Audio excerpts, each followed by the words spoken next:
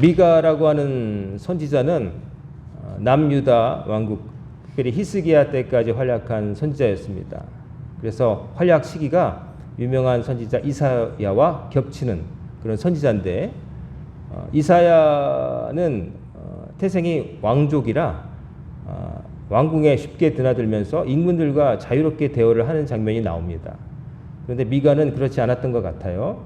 그래서 미가가 남긴 예언서는 이사야에 비하면 한없이 짧지만, 그러나 이사야서에서 강렬하게 보이지 않는 부분을 미가라고 하는 선지자가 또 우리에게 보여주기 때문에, 미가라고 하는 선지자가 남긴 미가라고 하는 이 선지서는 굉장히 중요한 책이라 하겠습니다.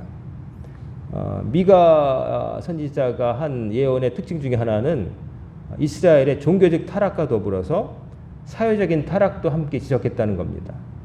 권력을 잡은 자들, 당시 지배층들이 불의를 행했다는 얘기를 많이 하고 있습니다. 사람이 종교적으로만 타락하고 다른 면은 괜찮으냐? 그렇지 않다는 겁니다. 우상에 빠진 사람들은 도덕적인 면에서도 타락하게 되어 있다. 우상, 하나님 아닌 다른 것을 섬기는데 인간에 대한 도리를 제대로 할 리가 없다는 것이죠.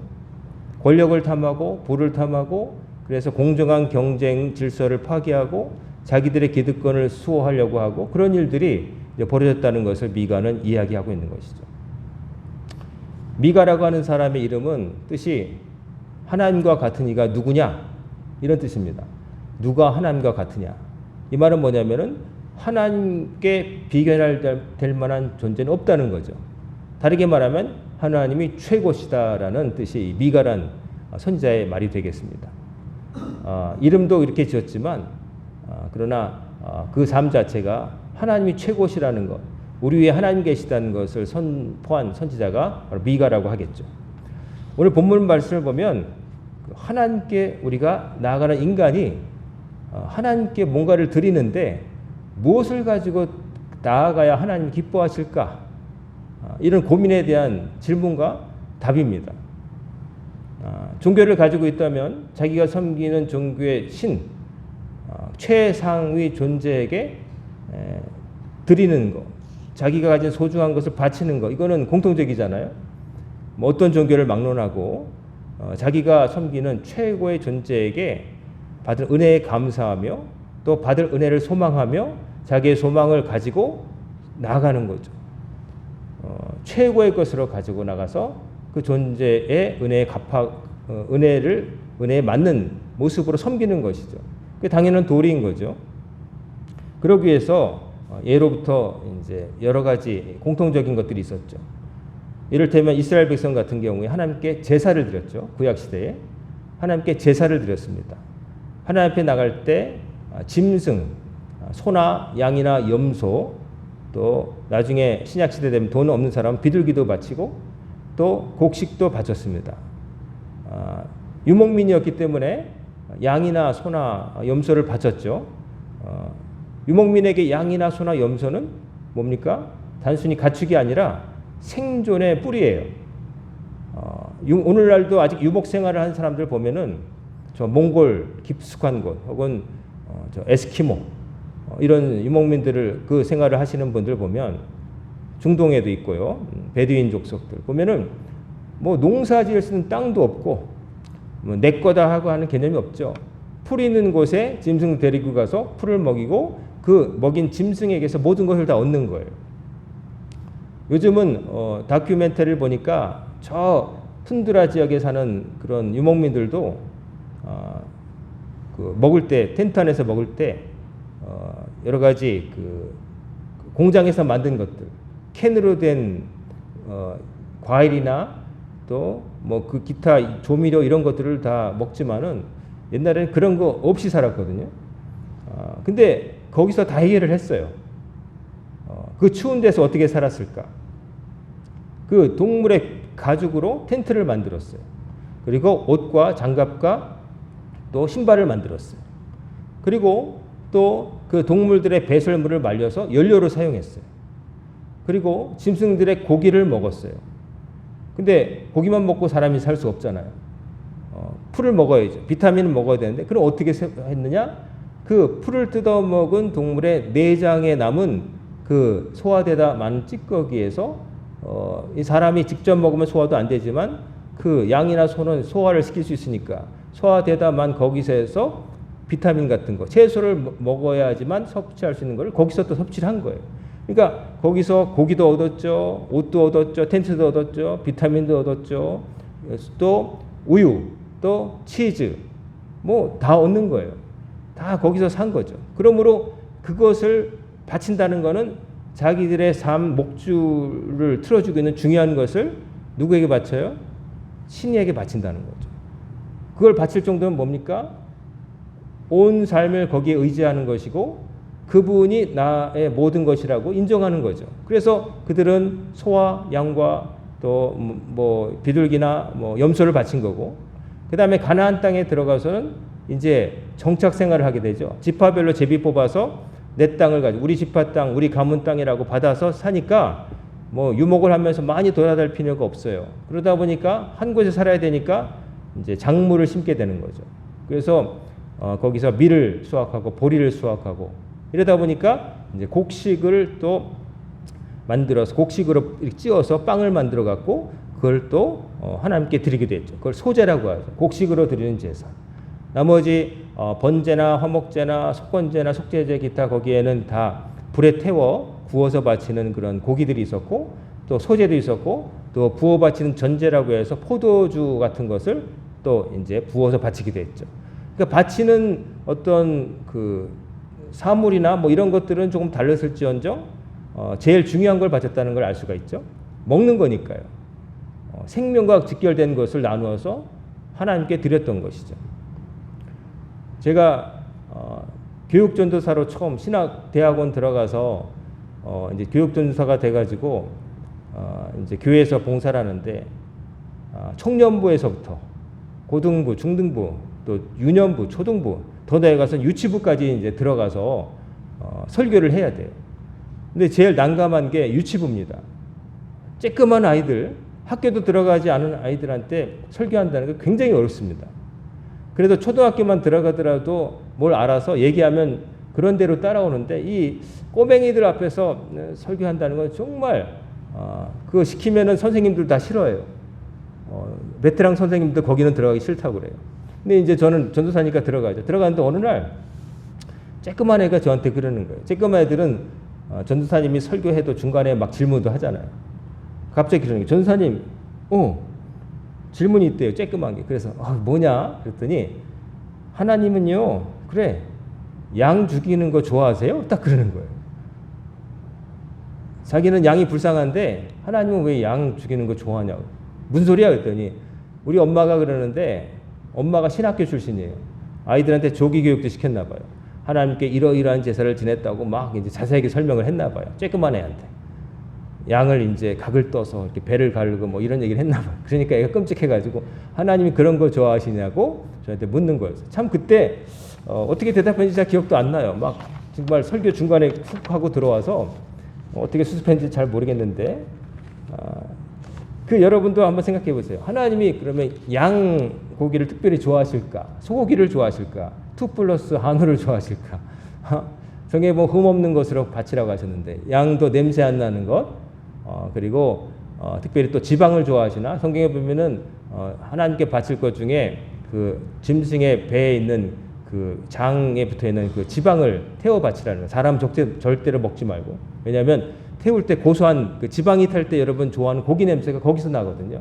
그걸 이제 하나님께 흠양하신다, 기쁘게 받으신다고 생각을 했고, 어떻게 보면 그거 먹으면 인간들이 콜레스테롤을 낄까봐 하나님이 그거 드시겠다고 하신 것 같기도 하고 그런데 어쨌든 하나님이 뭐 그 부분을 특별 부위를 좋아하시나? 뭐 이제 단순하게 생각하면 그럴 수도 있죠. 아무도 질문 안 하지만 어린아이가 되어서 생각해 보면. 근데 걔가 좀 통한다면 나이를 들었다면 제가 이렇게 설명해 줬을 것 같아요. 하나님이 양고기를 특별히 좋아해서가 아니라 사람들에게 양이 중요했는데 그 중요한 것을 하나님께 드림으로써 하나님께 받은 은혜에 갚하고 하나님께 맡기는 것을 그렇게 표현한 거란다라고 얘기했겠지만 그 아이에게는 아마 설명이 안 됐겠죠. 그때 들을 수 있는 건 그 양이었어요. 그들도 양을 그렇게 바치는 것을 그렇게 뭐 즐기면서 피를 막 보면서 좋아했던 건 아니에요. 언젠가 들은 얘기인데 어떤 신학교에서 구약 성경을 가르치는 어느 교수님이 학생들에게 구약의 제사가 실제로 어땠을까를 좀 보여주려고 이제 염소를 사가지고 학생들을 데리고 뒷산에 올라갔답니다. 신학교 뒷산에 올라가서 이렇게 잡아 바쳤다 하면서 염소의 멱을 따가지고 이제 피를 해서 그 양동이에 바치고 그걸 보여줬더니 학생들의 반응 야, 다시는 죄 지으면 안 되겠다. 나 때문에 저 죄 없는 염소가 저렇게 죽는 거 보니까 내 죄 지으면 안 되겠다. 이런 생각하고 다 내려왔다는 거예요. 그러니까 짐승을 죽여바치는 행위가 사람들에게 아무렇지도 않고 뭐 그냥 뭐 먹으려고 도살하는 거지 그게 아니라 그들에게도 충격적이었다는 거예요. 시뻘건 피. 근데 그 죄 없는 염소가 나 때문에 그렇게 내 죄 대신 사람을 죽일 수는 없으니까 죽을 죄를 지은 내 대신에 저렇게 바쳐진다. 이럴 때에 사람들이 굉장히 마음에 깊이 각인된다는 거죠. 그걸 볼 때마다.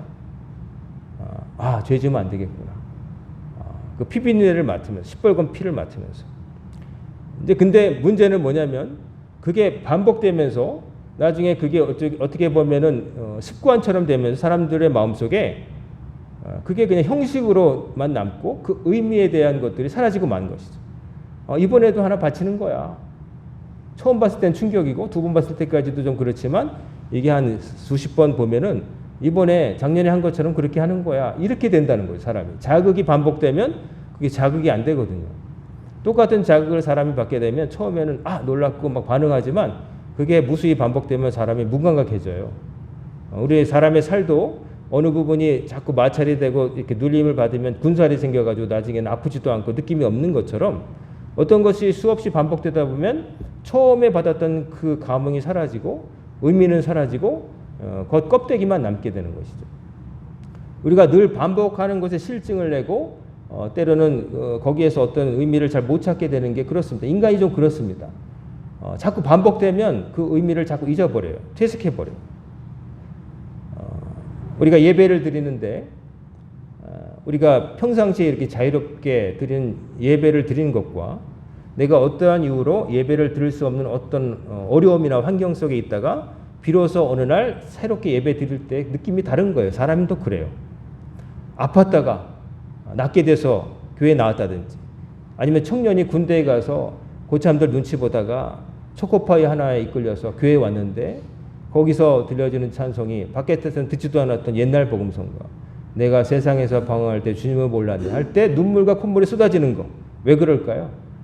그전에는 그냥 그냥 반복되는 루틴이었어요. 근데 못하다가 하게 되니까 그 의미가 새롭게 발견되는 것이죠.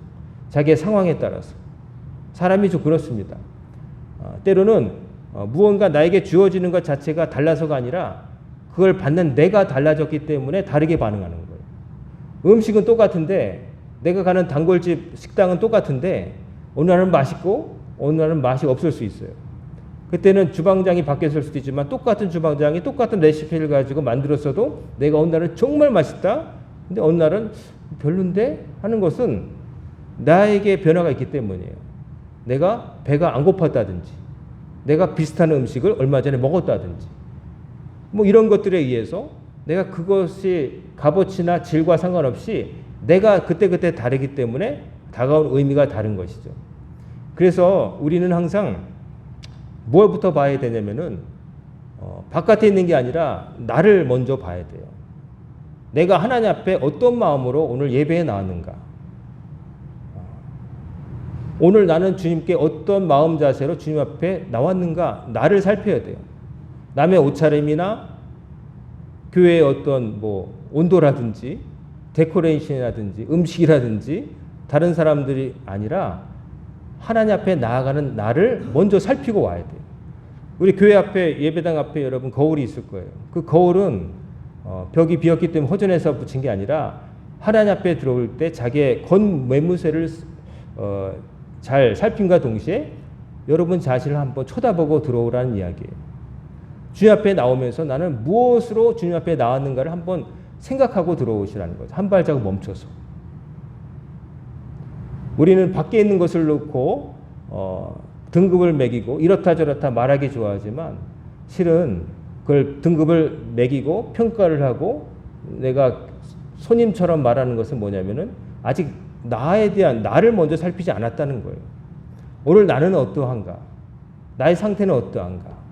이게 중요한 거예요. 이걸 살필 수 있어야 밖에서 들어올 때 그것을 받을 만한 준비가 됐는가? 이걸 준비할 수가 있는 거예요. 이 미가가 고민한 게 그거였습니다. 우리가 하나님 앞에 나아가고 수많은 제사를 드리고 나아가고 조상 때부터 수천 년 동안 똑같은 짓을 반복했는데 정말 하나님을 기쁘시게 한 적은 별로 없다는 것이 미가의 답이었어요. 미가가 활약할 당시 이스라엘은 남유다는 북이스라엘과 나눠 있었어요. 우리나라처럼 남북한처럼 나눠 있었는데 두 나라가 공통적인 게 뭐냐면은 북쪽의 아시리아라고 하는 거대한 그 세력의 위협 앞에 풍전등화의 상황이에요. 거대 강대국이 노리고 있는 거예요. 그리고 똑같은 점은 뭐냐면 남쪽, 북쪽 모두 종교적으로 타락을 했어요. 하나님 대신 우상에게로 기울어지는 마음, 하나님을 섬기되 하나님을 제대로 섬기지 않는 이런 총체적인 정치, 종교적인 상황에 빠져 있었고 또 하나는 뭐냐, 미가가 본 것은 뭐냐면은 그 속에서 함부로 막 사는 인간들의 추한 모습을 본 거예요. 하나님을 섬기지도 않고 하나님께 진심으로 섬기지도 않고 자기가 사는 그 세상에서 그저 자기 이익을 위해서 아무렇게 사는 사람들, 가진 자로서 덜 가진 자의 것을 빼앗고 자기가 가진 힘을 가지고 바른 길을 굽게 만들고 어려운 사람들 걱정하기는커녕 그들을 착취하고 이런 모습을 본 거예요. 이러니까 우리가 어떻게 잘 될 수가 있겠느냐라고 미가가 사람들에게 말하는 거예요. 이러고서도 어떻게 우리가 잘 되기를 바라느냐. 하나님 앞에 온전히 나아가지 못하면서 하나님 앞에 복 달라고 맨날 양을 죽여바치고 소를 죽여바치고 염소를 죽여바치고 뭘 갖다 바친다 한들 하나님이 그거 받으시고 야, 너 나한테 제대로 하는구나 라고 복을 내려주실 줄 아느냐? 천만의 말씀이라는 거죠. 천만의 말씀이에요. 하나님이 그거 원하시냐? 여기 보면은 이런 말씀이 있죠. 내가 무엇을 가지고 이 앞에 나아가며 높으신 하나님께 경배할까? 내가 번제물로 1년 된 송아지를 가지고 그 앞에 나갈까? 여호와께서 천천의 수장이나 만만의 강물 같은 기름을 기뻐하실까? 수장, 만만의 강물 같은 기름, 천천의 수장. 솔로몬이 바쳤다고 하는 1천 번제를 1,000마리를 드린 거. 여러분 1,000번 바쳤다는 그 번자가 아닙니다. 몇 번, 두 번째가 아니라 태워버릴 번자입니다. 1,000번제는 내가 바칠 것을 1,000번에 나눠서 조금씩 분납하는 게 아니라 1,000마리의 양을 태워 바쳤다는 거예요. 우리가 그 한자를 잘 몰라서 그렇게 착각들 하는데 그게 아니고 1,000번제입니다. 1,000번제가 아니라 1,000번제. 불태워서 바치는 거. 하나도 갖지 않는 거예요. 성경에서 번제라는 건 뭐냐면은 짐승을 태워가지고 다 바쳐서 사람이고 제사장이고 누구 요만큼도 안 갖는 거예요. 다 바치는 걸 번제라고 하거든요. 6월절 제사를 할 때는 고기를 바치고 남은 것들은 남은 부위는 가족과 함께 먹었지만 번제라고 할 때 하나님께 드릴 때는 온전한 제사라고 해서 요만큼도 인간이 갖는 부분은 없는 거예요. 다 드리는 걸 말하는 거예요. 자, 이런 번제를 드리는데 솔로몬, 이 미가가 이 하는 말 속에 뼈가 있어요. 솔로몬이 바쳤다고 하는 1,000번제 그만큼 드린다고 해서 하나님이 그것만으로 기뻐하실까? 여기서 우리는 또 이렇게 생각해야 돼요. 단순한 사람들은 그러면 하나님께 드리는 소와 양과 염소의 제물을 무의미하니 드리지 말자. 그 의미가 아니죠. 그런 단순 그게 양분이 아니죠. 미가는 한층 더 기본을 말하는 거예요. 소를 드리든 양을 드리든 곡식을 드리든 뭘 드리든 심지어 여기 보면 내 맏아들을 바치, 이거는 인신제사인데 사실은 하나님은 그런 걸 말씀도 안 하셨지만 우상 숭배자들은 자기 맏아들을 불타는 벌겋게 된 그 금속 위로 걷기도 하고 별짓을 다 했다고 그래요. 근데 그런 걸 원하실까? 근데 하나님 그런 게 원하는, 그게 아니라 하나님 앞에 무언가를 들고 가는 그 사람의 삶 자체가 바른 거를 원하신다는 거죠. 들고 가는 사람의 삶 자체가 가증스러운데 남의 것을 빼앗고 정의를 굽게 하며 자기 이익을 위해서 혈안이 된 사람이 그저 하나님 올 때 그렇게 해서 얻은 것을 가지고 저 소 1000마리 끌고 왔습니다. 이거 받아주세요. 제가 많이 드렸죠? 라고 하는 것은 하나님 좋아하시겠느냐? 이걸 묻고 있는 거예요. 무엇을 들고 와서 바치기, 들고 오는 네 자신을 잘 준비해라, 이 얘기를 하는 거예요. 여러분 하나님 앞에 오늘 나오셨잖아요. 저도 그렇고 하나님 앞에 여러분 잘 준비돼서 최상의 상태로 나왔는지 여러분 생각해 보시기 바랍니다. 나는 주님께서 받으실 만한 존재가 되어서 나왔는가? 그것은 오늘 나온 이 순간의 상태만 말하는 게 아니라 지난 한 주간의 삶을 말하는 거예요. 어떻게 말하고 생각하고 선택하며 살아오셨는가? 그 삶이 하나님께서 인정하시는 삶을 살았고 그런 말을 했으며 그런 선택을 했는지를 물어보시라는 거예요. 그게 되지 않았다면 여러분의 손으로 뭘 다이아몬드 금덩어리를 갖다 바치는데 하나님 콧방귀도 안 끼신다는 거예요. 무서운 말씀이죠.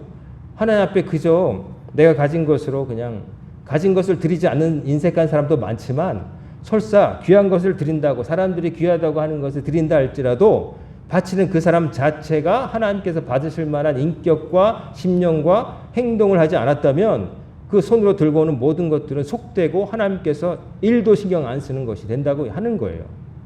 그러므로 우리가 정신을 차리고 예배를 드려야 되고 정신을 차리고 하나님 앞에 나와야 되는 거예요. 여러분과 저는 교회 안에서 머물기 위해서 어떤 특정한 공동체에서 우리끼리 거래하고 자급자족하고 살고자 하는 게 아니라 여러분이 보내는 시간은 교회에서 이 예배당에서 살면 지극히 짧잖아요. 나머지 시간을 집에서, 직장에서, 사회에서 안 믿는 사람들과의 틈바구니에서 지내잖아요.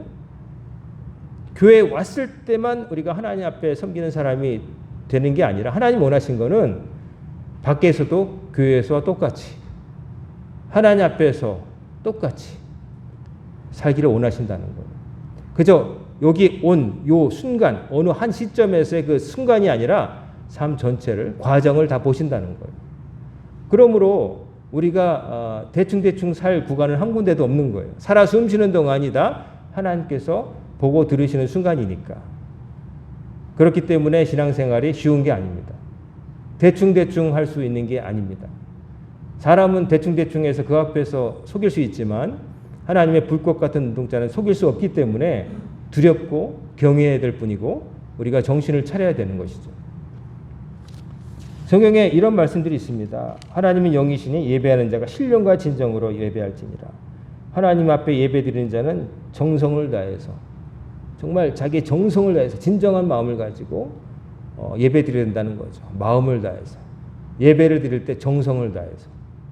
여러분 뭔가를 정성을 다해서 하는 거 많이 해보셨나요? 정성을 다해서. 어릴 때 제사를 지낼 때 보면은 그 어린데 뭐 시키는 거예요. 어른들이 시키니까 하는데 저도 어릴 때 보니까 믿지 않는 집안이어서 뭐 제사를 지낸다고 하는데 기억에 술잔을 이렇게 받쳐가지고 이렇게 향 위에다가 뭐 오른쪽인지 왼쪽에 두 번으로 이렇게 두 번 돌리고 놔야 된다. 뭐 그러고 뭐 복잡한 이걸 가르쳐주고 조심스럽게 그냥 하라고 배웠어요. 이게 뭐냐면 정성을 다하는 거죠. 대충 하는 게 아니라 툭 놓는 게 아니라 정성을 다해서 행위가 옳고 그름을 떠나서 뭔가 정성을 다한다는 거예요. 우리가 식당에 가서도 거기서 일하는 서비스하는 그 분들이 어느 식당에서는 그 접시를 놓을 때 딱 소리가 안 나도록 자기 손가락 하나 넣어서 이렇게 닿은 다음에 살짝 놓는 교육을 잘 받은 사람이 있고 아니면 바쁘니까 이렇게 휴게소처럼 그냥 툭 이렇게 놓고 막 가는 사람도 있어요.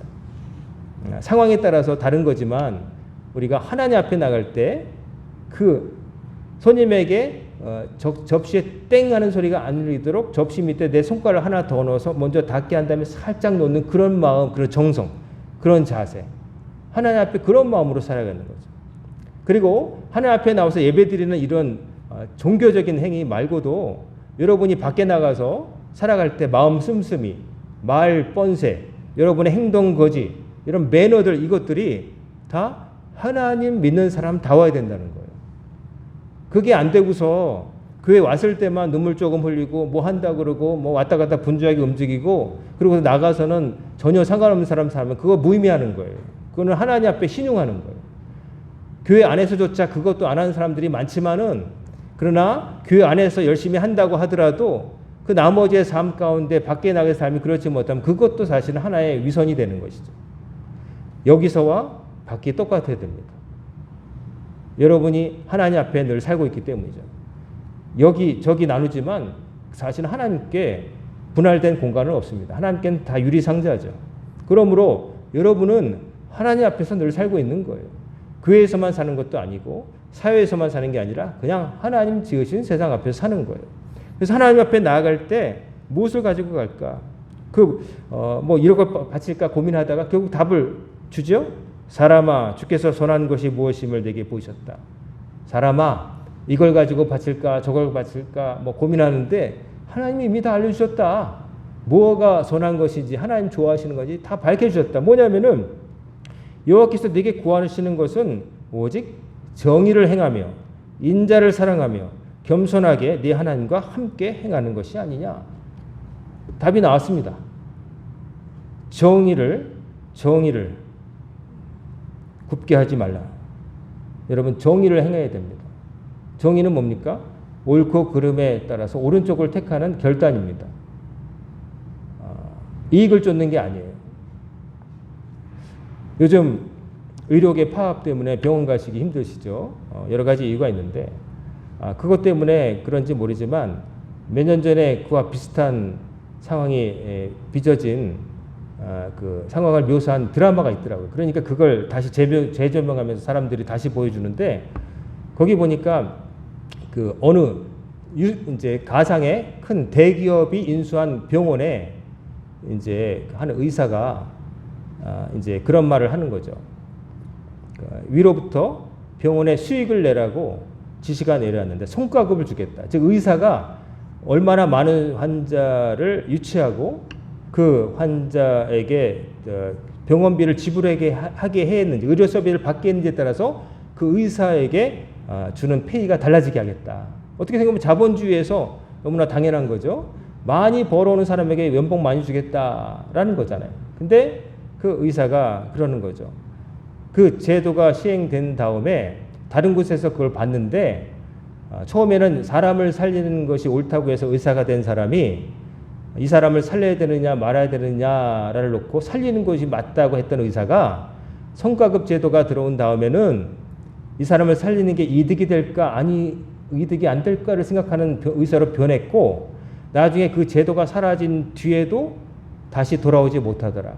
원래 의사가 되려고 했던 첫 번째 마음을 회복 못하는 걸 많이 봤다는 그 대사가 나오는 걸 보고 제가 마음에 많이 생각이 들었습니다. 그러니까 옳고 그름이 아니라 유불리를 따져서 사람들이 생각하게 되면은 이거는 게임의 세계고 도박의 세계고 정글의 세계입니다. 동물 세계와 똑같아요. 유불리를 따라서 생존에 유리하게. 거기는 희생도 없고 양보도 없습니다. 왜냐하면 내 입에 먼저 들어가야지 남에게 누굴 줘요. 절대 안 주는 거죠.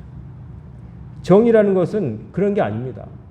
옳고 그름에 따라서 때로는 내가 희생하고 나의 이익을 포기할 수도 있어야 되는 거예요.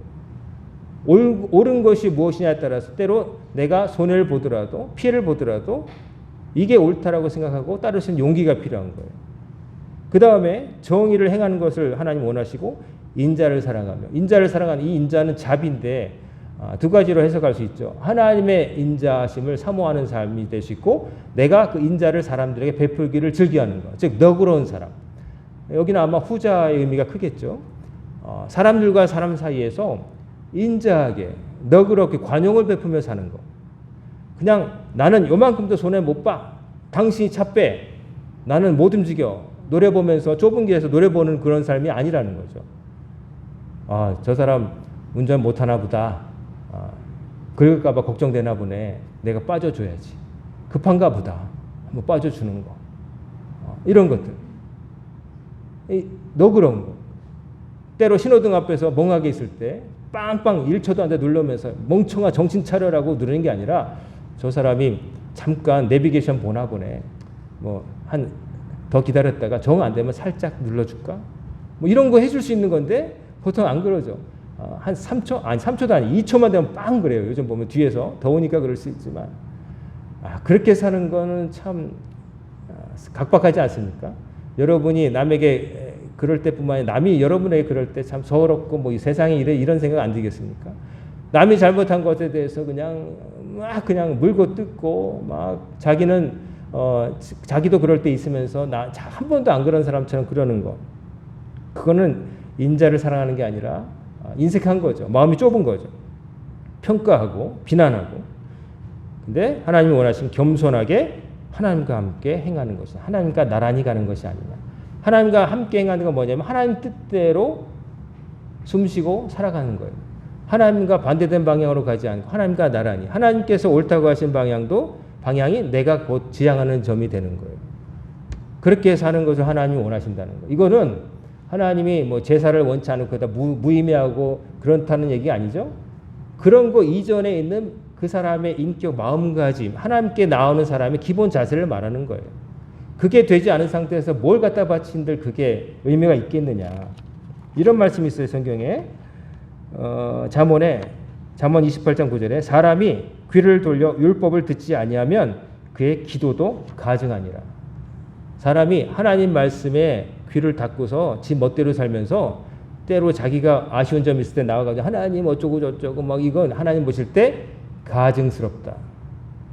가증스럽다는 말이 우리 보통 잘 안 쓰는데 그거 쓸 때는 굉장히 부정적인 감정이죠. 야, 저 사람 가증스러워. 이거는 저 사람 그냥 마음에 안 들어 정도가 아니죠. 정말 증오하기에 가할 정도로 충분하다. 미워하기에 아주 모든 조건을 충족했다. 밉살 맞아 죽겠다. 뭐 이런 뜻이잖아요. 근데 하나님 보실 때 하나님과 나란히 행하지 않으면서 하나님 말씀을 귓전으로도 안 들고 지멋대로 살면서 하나님 앞에 나와서 뭐 달라고 어쩌고 저쩌고 막 이러는 것들은 하나님 보실 때 정말 밉살 맞아 죽을 정도가 되신다. 이런 거죠. 그러니까 그런 일을 하면 안 되는 거예요. 로마서 12장 1절에서 바울이 로마 성도들에게 그랬어요. 그러므로 형제들아 내가 하나님의 모든 자비하심으로 권하노니 너희 몸을 하나님이 기뻐하시는 거룩한 산 제물로 드리라. 너희 몸을 하나님께서 기뻐하시는 산 제물로 드리라. 이게 뭡니까? 뭐 여러분의 목숨을 바쳐가지고 막 불구덩이에 뛰어들고 양 대신에 죽으란 말씀이 아니라 여기서 너희 몸이라고 하는 건 뭐냐면 너희 삶 전체를 드리라는 거예요. 일부를 드리고 껍데기만 드리고 식용하는 게 아니라 너희 삶 자체, 네 생활 자체, 너희 생각과 판단과 모든 것 자체가 하나님이 좋아하시는 방향으로 만들어서 살아가라 이 말이에요. 그러니까 이러려면 어떻게 되겠어요? 하나님이 뭘 원하시는지 늘 인식하면서 살아야 되는 거죠. 하나님이 뭘 원하실까? 이 상황에서 내가 어느 쪽을 택하시기를 옳다고 하시고 또 바르다고 하시고 좋아하실까를 내가 늘 묻고 답해 보는 거예요. 이 상황에서. 내가 지금 오늘 교회 가야 되겠습니까? 아니면 여행을 가야 되겠습니까? 하나님, 제가 하나님 만나야 되겠습니까? 나에게 돈을 좀 쥐어줄 어떤 거래처 사장을 만나야 되겠습니까? 뭐 이런 갈림길이 있을 거 아니겠어요, 여러분? 여러분이 놓고서 정말 양자택일을 해야 될 몸뚱아리 하나니까 어느 한쪽에 가야 될 상황들. 하나님이 몸을 하나로 만들어 주신 것은 홍기통처럼 이쪽 저쪽 하면은 이쪽에도 보내놓고 저쪽에 보내놓고 다 할 수 있겠지만 몸뚱아리를 하나로 만들어 주신 것은 선택하라는 의미 같아요. 네 몸이 가는 곳에 마음도 간다는 거죠. 네가 앉아 있는 곳이 바로 네가 있는 곳이야. 근데 앉아 있어도 마음이 떠나 있을 수도 있지만 적어도 몸이 가 있는 곳에 그래도 마음은 언제나 살아있는 난 돌아오게 돼 있으니까 여러분의 몸이 앉아 있는 자리가 여러분이 더 중요하게 생각하는 자리인 건 틀림없겠죠. 몸은 여기서도 딴 생각할 수도 있겠지만 그래도 갔다가는 오잖아요. 그리로 완전히 가면 죽는 거니까. 그러니까 여러분 우리는 늘 하나님이 뭘 원하신지를 늘 생각하며 의식하며 살아야 되는 겁니다. 그 의식이 여러분의 신앙이고 여러분이 잘못된 길로 가지 않도록 해주는 내비게이션이 되는 것이죠. 이게 꺼지게 되면 어떻게 되느냐? 이렇게 해도 돼. 하나님의 보고 계셔라는 생각이 없게 되면 이렇게 해도 돼. 이렇게 하고 싶어. 이렇게 해도 아무도 몰라. 쟤도 저렇게 하고 얘도 이렇게 해. 나만 그럴 필요 없잖아. 이렇게 되는 거예요. 그렇게 되면 사람은 어떻게 합니까? 아무도 없는 곳에서는 평소에는 화장실에서 점잖게 용변 보던 사람이 아무 데서나 방뇨를 하게 되고 아무 데나 물건을 버리게 되고 이렇게 추하게 되는 것이죠. 인간이 뭐 별 수 있겠습니까? 아무도 안 본다는데 막 하는 거죠. 근데 누군가 보고 있다면 하다못해 CC카메라 하나만 있어도 쓰레기를 안 버리는 게 인간이에요. 근데 하나님이 보고 계신다는 생각을 하게 되면 설사 그 인간, 우리 심성이 별로 고상하지 못해도 차마 그렇게 못하는 거죠. 차마 그렇게 못하는 것이죠. 그래서 우리는 우리의 굳은 의지를 믿고 신앙생활하는 게 아니라 우리를 바라보시는 하나님을 보면서 신앙생활해야 우리가 할 수가 있는 거지, 내가 어떤 고상해져서, 물론 많이 고상해지고 변모되고 인격이 변화될 수 있겠지만, 그러나 인간은 거기서 거깁니다. 아무리 그렇게 줘봤자. 저는 그렇게 생각합니다. 성경의 유대한 인물들, 다윗도 사고 쳤었고, 유명한 인물들도 모세도 그렇고 다 한 번씩 사고 쳐요. 그 뭐냐면은 그들이 인간이기 때문에 그런 거예요. 근데 그들이 그래도 하나님의 사람으로 남을 수 있었던 것은, 그럼에도 불구하고 약점이 있었지만 모르졌다가 하나님께로 돌아왔고 자기 방향을 수정할 수 있었다는 거죠. 그게 다를 뿐이죠. 나머지 사람들은 수정할 줄 모르는 거죠. 잘못됐던 걸 아예 모르든지 알았어도 돌아서지 않았다는 거예요. 때를 놓쳤다는 거예요. 그거 차이인 거예요. 고린도전서 3장 16절에 바울이 이런 말합니다. 너희는 너희가 하나님의 성전인 것과 하나님의 성령이 너희 안에 거하시는 것을 알지 못하느냐. 여러분, 한 사람 한 사람이 성전이래요. 성전 안에는 누가 계시죠? 하나님이 계신 거예요.